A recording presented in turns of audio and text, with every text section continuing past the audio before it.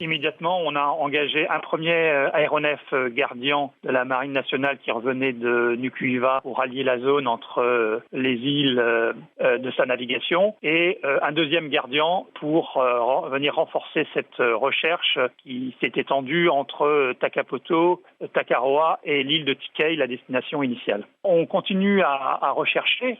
Donc, cette deuxième journée, on a réengagé les deux aéronefs qui travaillent. Les conditions météo se sont légèrement détériorées. La mairie a fait des patrouilles aussi le long de l'atoll. On ne trouve rien actuellement. C'est une situation éminemment inquiétante parce que le navire n'avait aucune vivre, ni de l'eau à peu près pour 2 jours simplement, quoi. Donc on est extrêmement inquiet parce que c'est un petit bateau de 6 mètres, blanc, ça se voit à peine dans l'eau et surtout quand il y a une mauvaise météo. Et ce soir à 18h45, les autorités ont décidé l'arrêt des recherches aériennes.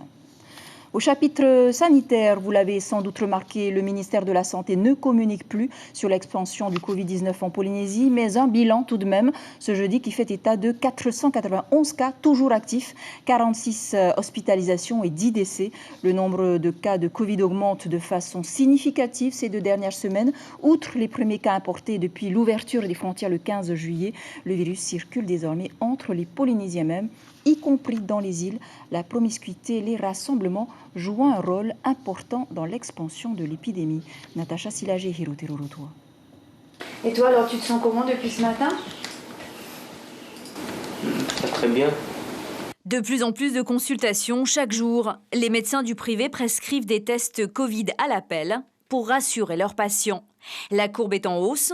2228 cas depuis le début de l'année, 568 de plus en une semaine.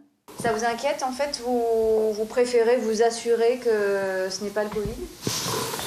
Possible, oui. Je préfère s'assurer que ce n'est pas le Covid. Donc vous allez faire le test, demander à faire le test? Oui, on va demander à faire le test. Le relâchement et l'augmentation significative du nombre de tests sont sûrement en partie responsables de la flambée du nombre de cas de Covid. Les médecins encouragent le dépistage avec un constat. Si les malades ont toujours 45 ans en majorité, les plus de 60 ans sont davantage touchés, contrairement aux moins de 20 ans. On voit bien que la courbe est quand même exponentielle, elle monte un petit peu en puissance. Si l'inquiétude fait avoir des gestes sérieux, ça a quelque chose de bon. Essayer d'éviter le relâchement, protéger au maximum nos personnes à risque, parce que c'est ça le problème, les rassemblements et surtout peut-être les rassemblements familiaux. À l'hôpital, la situation est pour l'instant maîtrisée, même si les professionnels de santé font appel aux cliniques pour les pathologies graves, hors Covid. 50% des lits dits armés Covid sont occupés, 14% des lits sont pris en réanimation à l'hôpital. Car malgré les mesures de précaution, le virus se transmet. Promiscuité dans les restaurants, le Covid suit son modèle épidémique, encouragé par les réunions familiales et les quartiers insalubres où l'on vit à plusieurs dans des espaces réduits. Résultat, 39 clusters à Tahiti, essentiellement dans les entreprises. Les marquises ne sont plus Covid-free non plus. Une habitante de Nukuiva, de retour de Tahiti, vient d'être dépistée positive.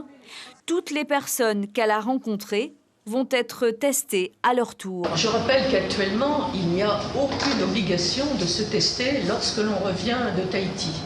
Mais qu'il serait quand même souhaitable pour tous ceux qui arrivent de Tahiti, qui viennent de mission ou de vacances, etc., de, si possible, se faire tester s'ils en ont les moyens, mais sinon de rester pendant au moins 7 jours à distance de leurs proches. 243 cas pour 100 000 habitants à Tahiti, 264 à Moorea, l'île sœur plus touchée donc. En revanche, les touristes, eux, le sont à peine. 0,2% d'autotests positifs sur 26 000, dérisoire.